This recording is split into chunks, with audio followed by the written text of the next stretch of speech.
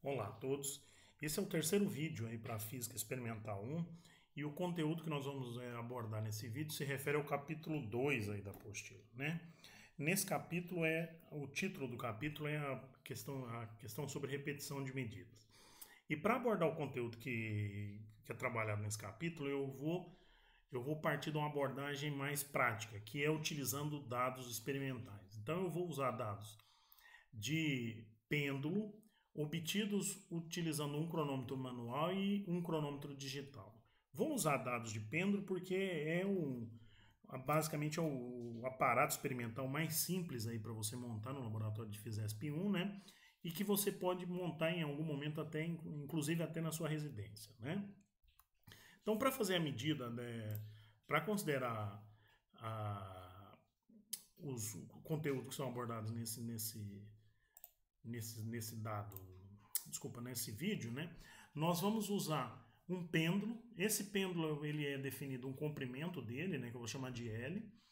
E tem esse θ vai estar relacionado com a medida do tanto que você tira ele da posição de equilíbrio, né? E para pequenos tetas ou para pequenas amplitudes de oscilação, é conhecido que você pode escrever o período do pêndulo por essa equação aqui.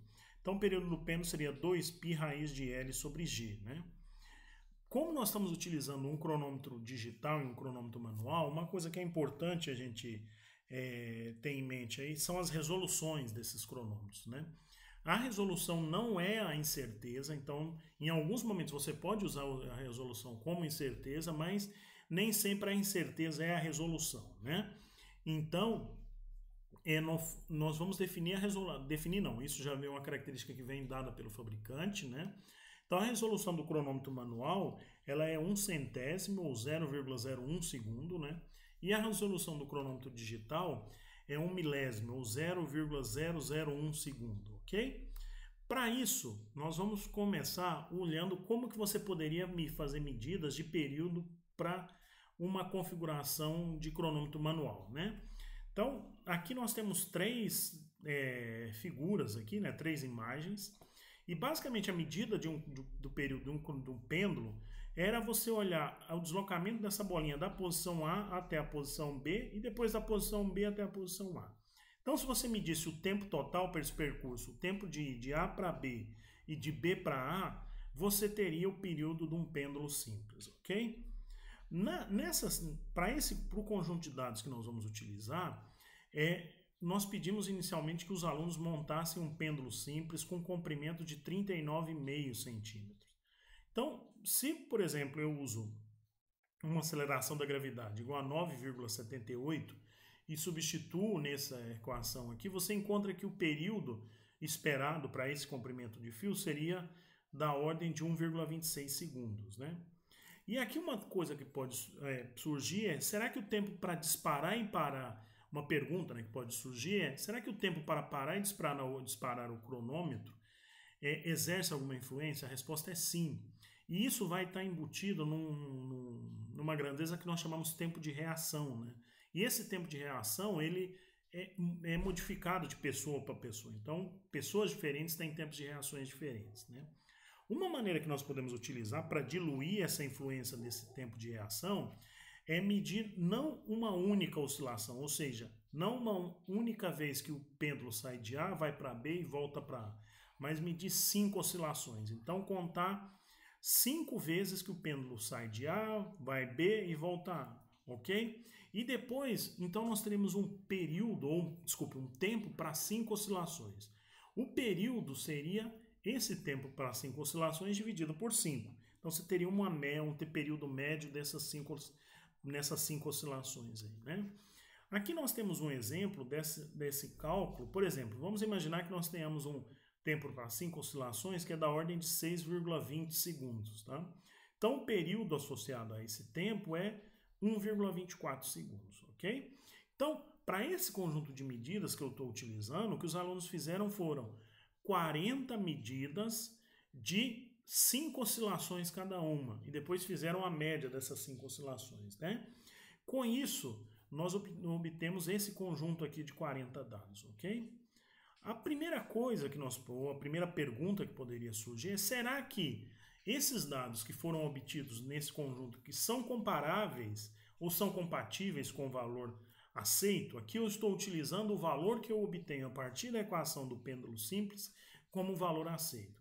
Quando eu falo compatíveis, basicamente o que eu estou querendo olhar aqui é não somente para o valor, mas também para as barras de incerteza, ok? Desses valores. Claro que por enquanto a gente vai estar olhando simplesmente para um valor, porque nós estamos à procura de como calcular a incerteza desses valores, ok? Principalmente do valor médio aqui, né? Então nós estamos à procura do cálculo dessa incerteza. Outra pergunta que poderia surgir é por que nós repetimos medidas? E nós repetimos medidas basicamente porque nós vamos assumir que nós já eliminamos um tipo de incerteza, que são as incertezas sistemáticas aí, né? Que vocês viram isso na aula 1, que você tem dois tipos básicos de incerteza. Uma incerteza que seria uma incerteza aleatória, né, que você não tem controle sobre ela, e você tem uma incerteza que é uma incerteza sistemática.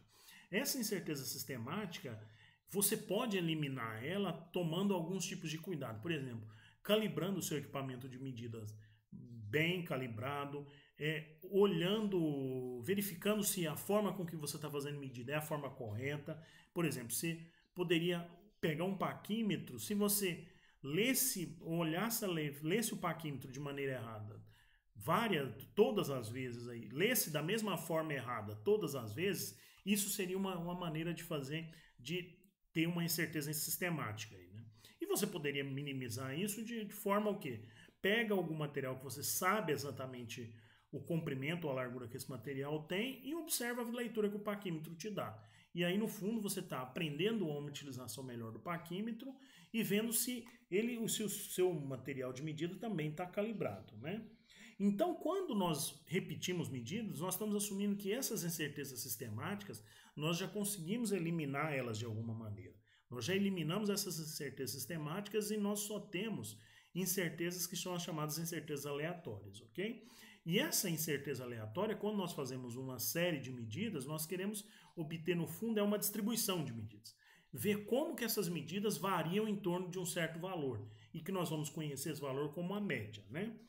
Então, para representar esse conjunto de medidas que tem aqui em cima, um valor que nós podemos usar é a média desse conjunto, né? Para calcular a média desse conjunto, nós podemos usar essa equação aqui, né? Que essa equação nos diz que para calcular a média você deve somar todos esses dados desse conjunto e dividir pelo número de dados do conjunto. Nessa tabela aqui do lado, nós colocamos em ordem crescente os valores que estão aqui e colocamos a quantidade de vezes que eles aparecem. Se você olha, a maior quantidade de vezes, ou os números que mais aparecem, estão localizados em torno dessa elipse aqui, né? Então, a gente esperaria que a média estivesse por aqui também, ok? Então, fazendo a média, você poderia fazer essa continha aqui. Se você faz essa continha, você obtém esse valor dividindo, você obtém que o valor do x-média é por volta de 1,24 para o caso do pêndulo simples medido com cronômetro manual. Por que é 1,24? Lembre-se que a resolução do cronômetro manual é de 1/100º, então por isso que eu estou usando duas casas depois da vírgula. E o que nós estamos à procura, basicamente, é qual a incerteza associada a esse valor que nós queremos aqui, que nós encontramos a partir da análise dos dados experimentais. Nós podemos fazer a mesma forma de análise para os dados obtidos com um cronômetro digital. Para o cronômetro digital, você utilizaria um sensor dessa maneira, e esse sensor, ele calcula o tempo entre 3 passagens por essa posição aqui, ok? Então, ele conta 3 passagens, o sensor, e aí mede o tempo que a bolinha levou para fazer essas 3 passagens. O porquê dessas 3 passagens, isso é uma questão que fica aí para vocês pensarem um pouquinho, né? Com esse cronômetro digital, nós poderíamos obter esse conjunto de dados aqui, tá? De novo, novamente, nós calculamos a média desse conjunto de dados para 40 dados, colocamos em ordem crescente nessa tabela. Quando você coloca em ordem crescente, você verifica que os dois dados que aparecem mais frequentemente é o 1265 e 1266, cada um aparecendo 7 vezes. Quando você calcula a média dá 265, aí, o valor de x médio. Né? Por que nós estamos usando 3 casas decimais? Porque a resolução desse cronômetro digital é de 1 milésimo, né? Então permitiria essa quantidade de casas decimais aqui para a gente, ok? Alguns cuidados que você deve tomar quando você está fazendo esse tipo de medida, a primeira coisa é, você tem que garantir que você sempre mediu a mesma grandeza, todas as vezes, né?